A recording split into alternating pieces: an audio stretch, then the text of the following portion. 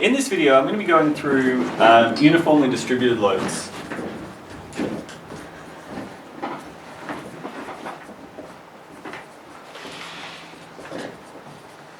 Or UDLs is the common terminology. So what I'm going to look at is I'm going to look at 4 different examples that I've drawn up on the board. Now, only in the first example am I going to show anything that looks like a calculation. And the reason for that is because in the HSC, we are not required to do any calculations of UTLs. Rather, we just need to have a general idea of how UDLs work.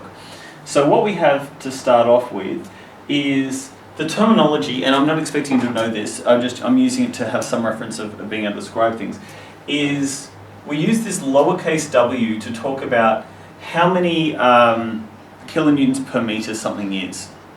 So as I was looking at this at the start of this lesson, I happened to see a picture on the internet where it was using the comparison of UDLs and point loads, and it had a picture of a ballerina, and the ballerina was doing I don't know the terms, doing a stand on one foot, and that was demonstrating the point load. I guess there's some sort of ballet pun with point, and then they showed the same person lying down and demonstrating that their weight is being distributed over the full area. That's the same concept here. So we could have a person applying their load by standing on one toe in the middle of this beam, or that person could lay down and have their weight distributed across the entire beam. Now obviously, if we were to lay down on a beam, the weight would not be perfectly evenly distributed, right? There would be some places which would be a little bit heavier and a little bit lighter. Your head would probably be a little bit lighter, and your feet would probably be a little bit lighter than your torso, right? But often, when we're doing engineering designs, more often than not, we really focus on a standard set of loads. So there is, I'll take a punt, and I think it's the AS 1684, I think is the wind loading standard in Australia. It's been a while been more than 10 years since I've used it. But it has a whole bunch of loading that we take into account. So I'm not going to go into live loads, dead loads, and wind loads. I'm just going to say there's a whole lot of assumed loads that we use under normal circumstances. And these are important that we take these into account. So the loading that we use is often a uniformly distributed load. An example of something that's a perfect example of a uniformly distributed load is like a fish tank is a perfect example of uniformly distributed load, because the weight of the mass of the water is evenly distributed, so therefore the weight is going to be evenly distributed across the entire length of the fish tank. There are something called triangular loads. So if you had a fish tank that was only being supported on the edges, you would actually get something called a triangular load. We're not going to worry about those because they don't even get referred to in the HSC, and they're really sort of second, maybe probably even third year uni. We're just going to look at UDLs, and we're going to say that what we're imagining is that the load is being evenly distributed. So what I've got here is 2.5 kilonewtons per meter, and we've got a beam that is 3 meters long. I have used lowercase w and capital L, which are pretty common. Sometimes people use a fancy L. The thing I have on the board is currently showing a fancy L.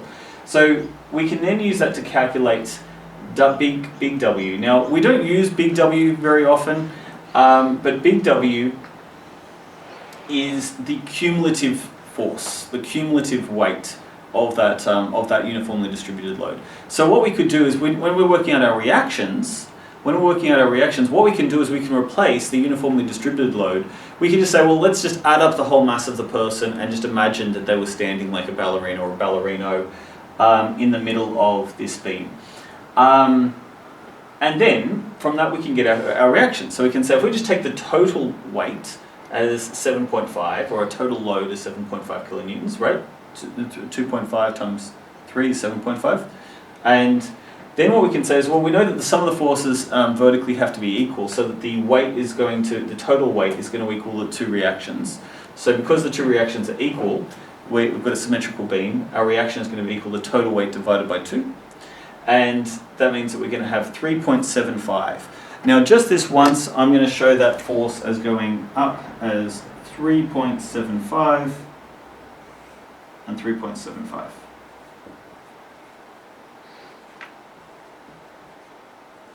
Now, what we're then going to look at is for every meter that we're stepping along, we're going to drop by, for every meter that we travel along, so I've divided my 3 meter beam into 3 sections. For every meter, we're going to have the cumulative effect of how much weight are we applying down every meter? 2.5. Yeah? So at that location, we're going to be here. We're going to go down a little bit, and down a little bit, and down a little. If we were to do it in smaller units, which I've done in other videos, I've shown that for every half a meter, every tenth of the meter. But if we went down every step, we're going to go down a little bit. For every millimeter, we're going to go down just a little bit. Every millimeter down a little bit, every millimeter down a little bit, until at the end of 1 meter, we're going to have, what will that answer be? 1.25, sounds about right. And then we're going to keep going down every millimeter. We're still going down. We're applying, because these arrows are all going down, right? For every millimeter, we're going to continue to go down, continue to go down, continue to go down until we cross through 0. We get to 1.25 again, but this time it's minus 1.25, until we get to minus 3.75, and then our reaction comes back and pushes it back to 0. Yeah? Okay. Now, if we remember that when we talk about the bending moment diagram, so I'll just label this as shear force diagram. When we do bending moment diagrams are the area of these curves, right? They're the cumulative area measured from the left-hand side. Yeah? And we know that because if we have this area minus this area, it's going to equal 0. That makes sense? So the idea of this area, we'll call this area A, plus area B equals 0, because this is negative. Yeah, because it's below the curve, A plus B equals 0. Yeah, the sum of all the moments at every location. So also, what I could do is, if I wanted to, I could break it up into smaller chunks. I could break it up into this chunk. I could say, at this location here, at this location A for Aiden, right? This, I'm going to call this area 1, area 2, area 3. Area 1 plus area 2 plus area 3 equals 0, because this one's negative. But what that also means is 1 equals the opposite of 3 minus 2. Yeah, if we move those over, that's what we'll get.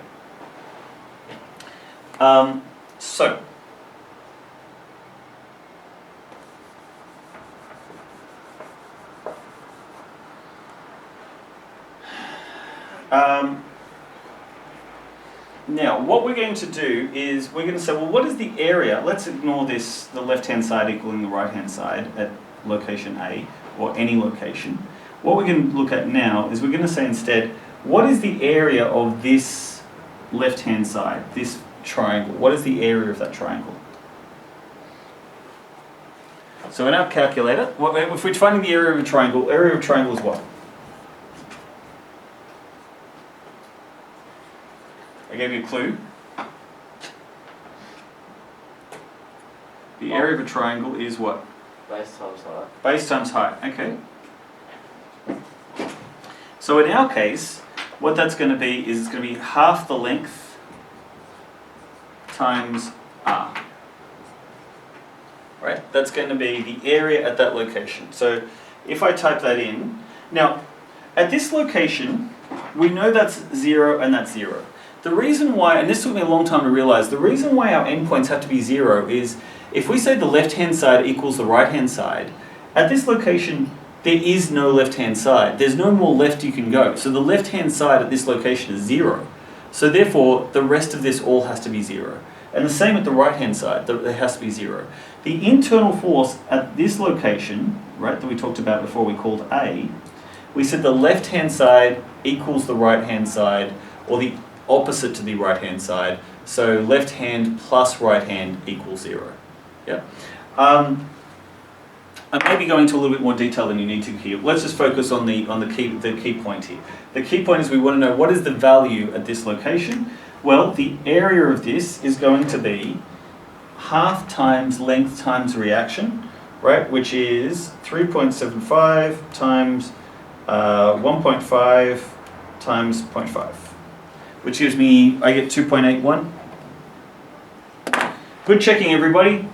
Okay, now, so I have that value here as 2.81 kilonewton meters. But as those of you who do calculus know, that when we're finding the area of a triangle, right, it's not going up, when we take this slice, it's going up, most of the area is in this slice, yeah? And here, there's only a tiny little bit of area at that slice, yeah? So what shape is this curve going to be? What shape is this thing going to be? It's going to be parabolic, yeah? Because most of the area is in this part, and then here, this next slice, we're going to get some gains, right? I'm going to make it a little bit down. So here, and then a little bit less, and then here we're going to get almost none, right? So you're going to get a parabola. I'll try and tidy that up, but you get the idea, right? Now, I've pointed out before that our maximums are where we cross the axis. So we cross the axis in the center, and therefore we should expect our maximum to be at that location there. We're all good with that? If there's any questions, now's the time to let me know, because I'm about to move on. Okay, so now we're going to look at a slightly more, a slightly different question. So what we have here is so see these arrows? Those arrows, they're a bit of a pain to draw like that. No one has the time to draw that, so instead what they do is they kind of go like this.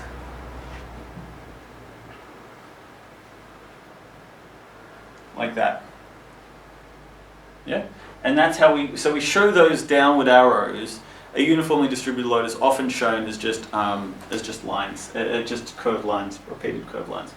So in this case here, whatever the value of W is, we're going to have W times this distance is going to be our big W. We're going to divide that by 2 and get some sort of reaction.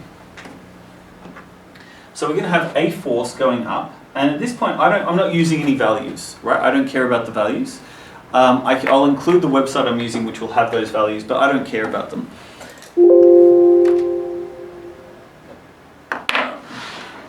Feel free to skip. Okay, I will keep these on the board so people can see. But so we know that we have a reaction going up. You know, I said I was only going to do it this one time. I'm not going to write any numbers, but I will still use the different colours. Okay, so we have a reaction going up, here, and here. We have 2 sets of reactions going up. But then, nothing happens for a while. To show nothing happening, I'm going to use a black line. Here, nothing happens for a while. Yeah? There's no forces down or up, so nothing happens. So the line is just going to continue to go along until, so like when I tell my stories, right, I say, once upon a time there was this beam, and this beam, we could see that it was going to be fairly boring until suddenly there was going to be a slow and creeping dread. In the past, all of our examples we'd had like jump scare, but this isn't about this. This is a story with the tension is going to slowly and consistently ratchet up, right? Slowly and consistently. There are, like I said, triangular loads where it ratchets up faster and faster as the movie goes on. We don't deal with those. We've got here this story. So to start off with, they've set the scene where this beam was having a great day. Everything was going really well. The beam was loving life. What could possibly go wrong? But then slowly, a little bit went wrong, and then more, and then it kept on slowly but steady getting worse and worse. And then the beam was having a bad day. The beam was, but nothing had got any worse. They were just dealing with the fallout of that bad day.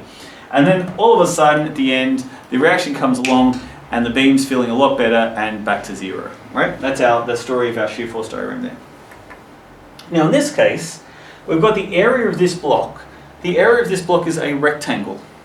Now, whenever we have a rectangle block, well, its area is not going to be parabolic. It's just going to be a straight line.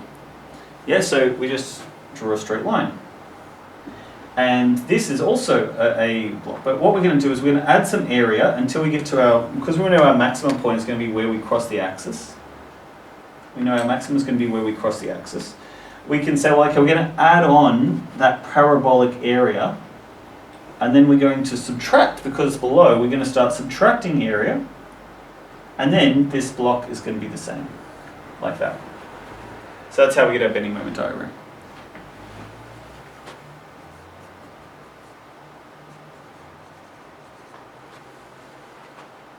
Okay, so the next one. Okay, so this movie,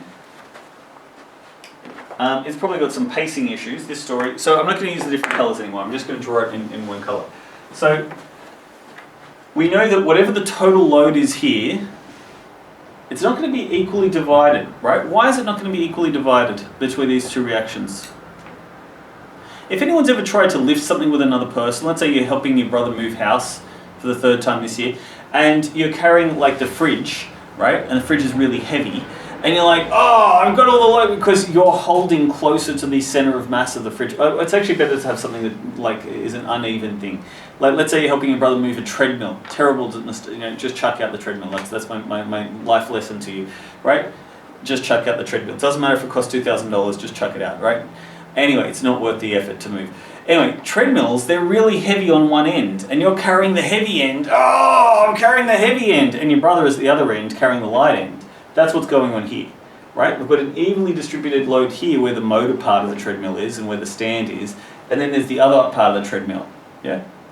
Yeah? Okay. So, we can assume that this side here is going to be bigger than that side there. Does that make sense? Yeah? So in this case, we'll have to refer to them maybe as something different, right? We'll call them RA and RB, right? So, for those who want to look ahead, so we're going to call this, because these are different, I'm going to call it RA and RB. I like to call this Ra and red balloon. Anyway, so Ra we know is going to be bigger than, so we're going to say RA is going to be bigger than RB.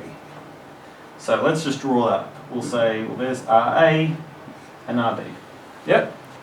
Now, depending on how big, well, actually, now we know that at the end of this location, there's no other forces.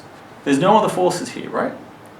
So at this location, because there's no forces up or down, this will have to be a straight line. Yeah? So that means that our UDL will have to go like that, right? Now, we have a new line that we can draw, which is where we've crossed through the axis. Yeah? Now, in this situation, we have a triangle. Remember, when we do a triangle, we do half the base times height, gets us this value. And because it's triangular, we know that most of the area is in this first slice. Yeah? If we divide this into 4 slices, we know that we get a curve that goes something like that. The first slice has a big area, the last slice has a tiny area. Yeah? So it's going to be parabolic. Then, we still have a little bit of negative area, so it's going to be like that. Yeah? And then, we're going to have just a regular rectangular area, and a rectangular area just means a linear bending moment diagram.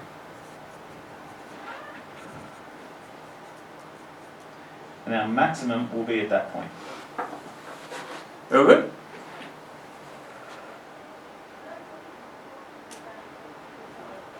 Okay. The last one, we now have 2 uniformly distributed loads, 2 UDLs. One is a big UDL and one is a small UDL. So, again, we're going to have different reactions, RA and RB. And RA is going to be bigger than RB, because I should write this up here. W1 and W2, and I'm just going to make a note that W1 is bigger than W2. Okay, in this situation, because we know RA is bigger than RB, we've got that. Now, what we have now is we have, if we work backwards, we say, well, we've got a little UDL here. Right, so a little UDL means that we're going to have a triangle like that. Yeah, I chose the gradient because I don't really know how. I'm going to make it a little bit slower. Okay, like that. Now in this section, there's no forces, right? Because there's no forces there, it's just going to be a straight line.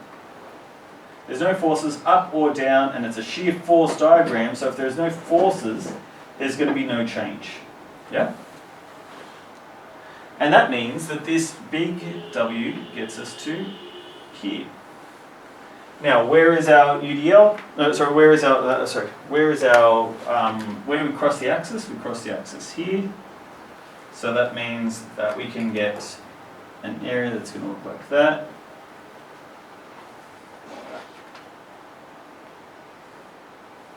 And this part here is curved.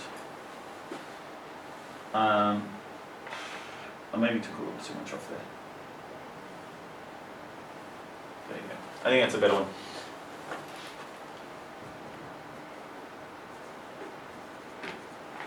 Now, well, for our simplest one, we'll add in one single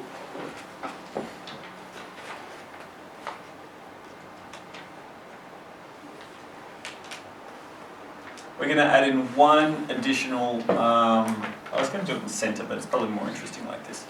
Okay, so I'm going to have W here, and I'm going to have a single point load. Now, often I write F for force, but P for point load is very, very, very, very, very, very common, right? Far more common. So in this case, again, we're going to say that RA is not equal to, I think that's going to be the case for all of these, right? RA is not equal to, no, okay, in this case I've written RA is bigger than RB. We don't think that's the case because in this case, the head of the treadmill is closer to, the big heavy part of the treadmill is closer to RB. So RB is going to be doing most of the work this time around. So what I can do is I can draw my forces, RA and RB. Okay? And then I know that I'm going to have some point that goes up here. I'm going to have some sort of line here, which I'm not going to mix colours too much, but I'm going to say it goes something like that.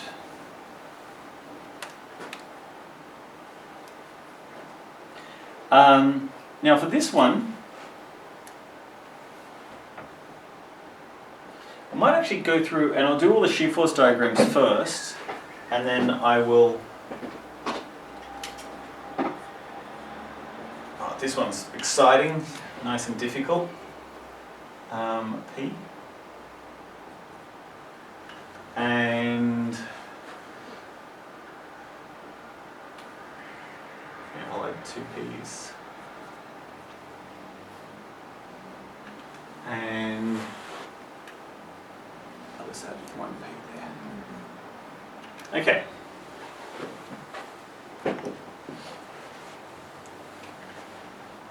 And I'll move a cantilever. You know, two cantilevers. Really make it difficult.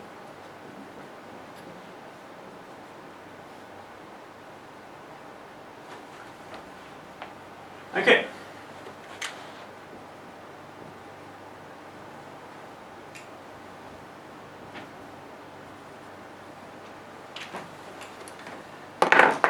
Just going to use a black pen for the rest of this. So what we have here is we can assume because of the loading, right, that I can't see any situation where RB is going to be smaller than RA because all of the load is happening over on the RB side. So it's harder here because we don't really know what we like to normally draw the reactions first. But here what we know is on this beam is we're going to have some amount of force going down here. Now if we have, see how I've drawn this line down here, I've made a mistake. Right? Why have I made a mistake by drawing that line here? Because it's not where the reaction is. It's not where the reaction is, but there's something else. Remember I said at the start that the left hand has to equal the right hand. And that means that we start and end at 0. So what we need to do is we need to end at 0, which is this, right? So what that means is that our reaction needs to be so big that we can come back like that. Yeah? And then we have reaction A, which is some size, and then we're going to go like that. And that gives us okay, whoops. What is the problem here? The problem here is that it's not a full uniformly distributed load. So it might be like this. I'm doing this live, I'm making these up on the spot. So this is actually a really bad idea because I'm going to have to splice together the two halves of the video because I'm sure I'm going to be running over 40 minutes at this point. Okay, but we're running with it. Okay, so in this case here, we can say that RA is going to be bigger than RB. Our reactions are either end, so we can just draw RA and RB. Right, RA is clearly bigger than RB. Right.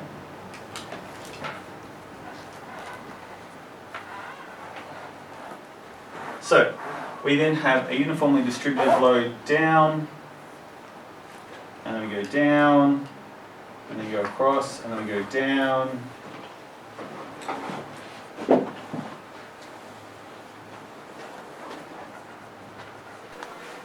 For this last question, I've now labelled these sections K, L, P, Q, T, just so I can refer to things a little bit better. I'll be honest, I had to do this question a couple of times because I haven't done any calculations, I'm just eyeballing. So it's hard for me to get the proportions right. So what I'm going to say is because this is bigger, it's going to have a steeper gradient than this one. I'm going to set the gradient here at 45 and the gradient here at 30 degrees. Now, so to start off with, I know that the left and right hand sides have to be, these points here, I know they're set, they have to be set at 0. So what I'm going to do is, because this is a downward force, it means the direction of my line has to be going down from left to right. So what I can do is I can draw that line at my 45-degree angle. Is that a 45-degree angle? Let's get a 45-degree angle. And then I'm going to continue, that's what that line would look like if the reaction A wasn't there. Now it turns out the reaction A needs to be pretty big, right? So I had a reaction A is bigger than reaction B. It turns out it's substantially bigger than bigger. So I'm just going to put that in there now. And then I'm going to continue that 45-degree line. Okay. So I've shifted that 45-degree line from here. On this side, again, I know that this has to be, because it's going down, this has to be a left to right, it has to be going down. And I've said it's 30 degrees, right? So I'm going to draw that line there. That's my negative. Now I have a reaction up. And like I said, the reaction A is noticeably bigger than reaction B. So much so that even here, I still don't really have much P. So nothing happens for this section P. Oh, yeah, okay, I'm reusing the same letter. I'm going to call that F. Right? Nothing happens until I get to F. Turns out that reaction has to be even smaller. Like that. So this is the value of F. And then this is... no, actually, I take that back. Okay, so F is going to be down. Then we go across, then we get to RA, there we go, that looks way better. Yeah, way better. Okay, so F down, RA up, RB.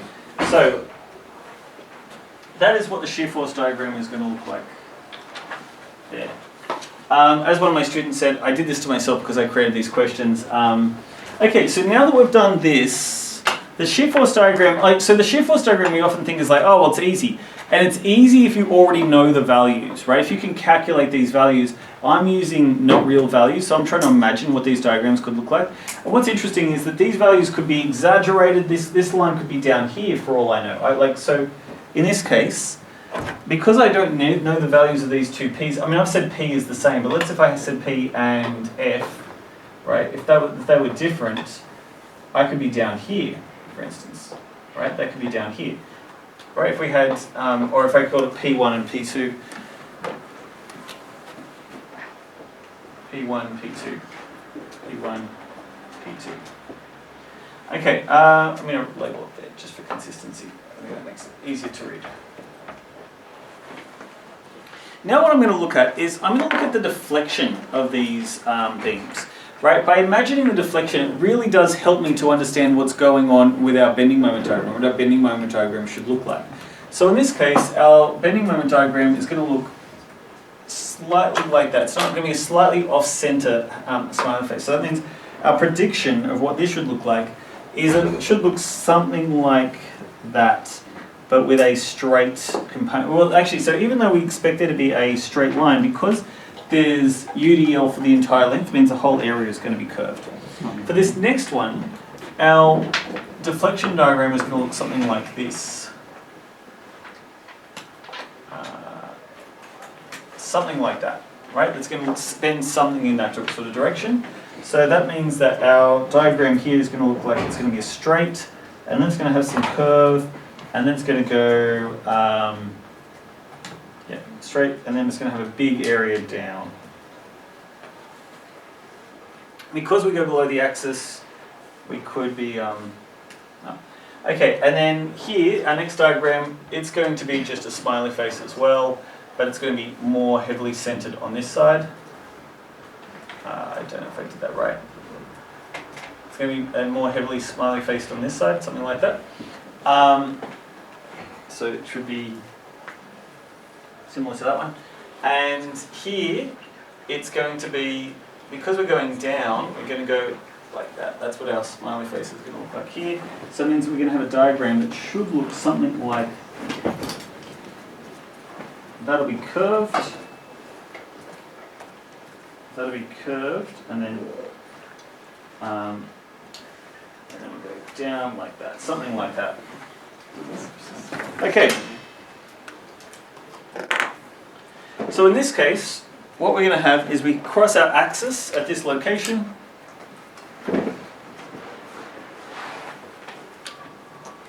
And I know that at this point, the area is going to equal the, call this here K. Right? This will be equal to, this will be our maximum, and it will be equal to half times RA, which I like to call RA, times K, and then it will go down a little bit, and then it will just continue to go. So it'll go down a little bit more than it would normally, and then it'll go like that. But that'll still continue to be curved. Something along those lines, that's what it will look like. Now, I had a student ask me, should these be above the line or below the line? The convention is that we show positive or clockwise turning moment as, if the left-hand side is a clockwise turning moment, as above the line. That said, it doesn't really matter. You see equally both ways. It doesn't really matter. Okay, so that's where our maximum bending moment is going to equal. But you're not expected to calculate these, I'm just showing you that. Okay, in this case here, we're going to have a straight line. Because this is a rectangle, we're going to have a straight line. And then we still have some linear, it's going to be a parabola which is going above, right, which is above. And then we've got some negative, we're going to go down.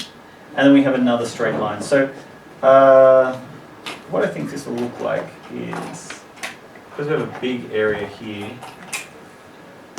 that's above. Actually, no. So that's going to go like this.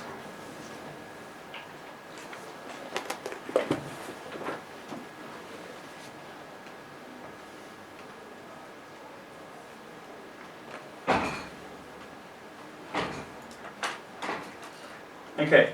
So the idea is that this is adding, which is this part here. This part here is going to continue to add a little bit, and then after that it's going to start going down for the rest of this location. That's all negative. And then this block is adding, so we're going to go back until we get to 0. So it's going to look like that. So my prediction was a little bit off, but close. I didn't add this last line on, but I'm not going to change it. I will stand by. But we can see it sort of looks like that. It sort of looks like that curve. Yeah. Okay. So the next one here, we have a big area in the positive, and because it's diagonal, it means we have to be curved here. Then we have a little bit of negative, which is it's a straight line negative, and then we have a big, and then we have a straight line again to get back to 0, which is like that.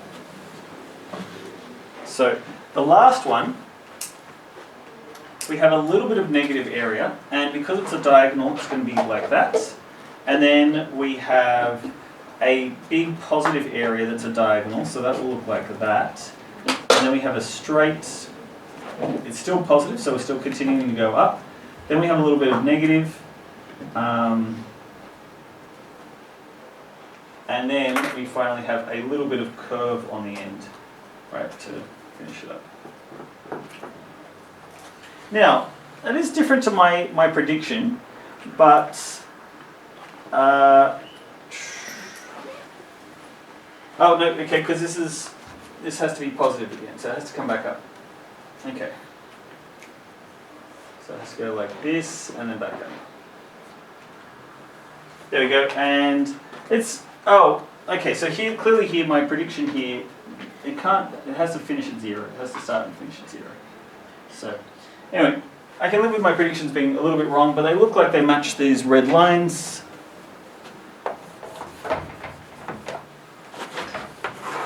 And that's the general shape. I'm pretty, well, I don't have answers to compare to, but I'm relatively confident that that's what these should look like, more or less.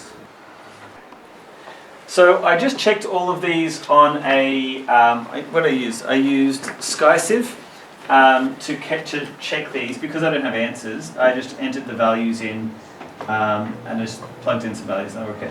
The only thing that I'm just going to change is that I'm okay with the general shape, but I know that I've got a bigger UDL here, which means that this looks a little too symmetrical. So the only thing is I'm just going to exaggerate that part a little bit, just to make it